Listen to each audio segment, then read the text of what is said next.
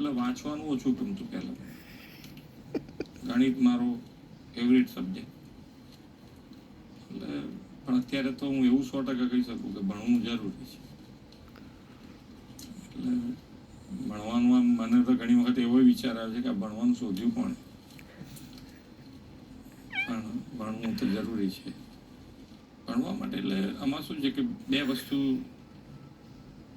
જ્યારે તમારો અભ્યાસ કાળ છે એટલે કે તમારી સ્ટુડન્ટ લાઈફ છે, તે બધી જ તમારે બીજા બધા વિચારો કર્યા કરતાં ભણવા ઉપર જ ધ્યાન કેન્દ્રિત કરવું પડે.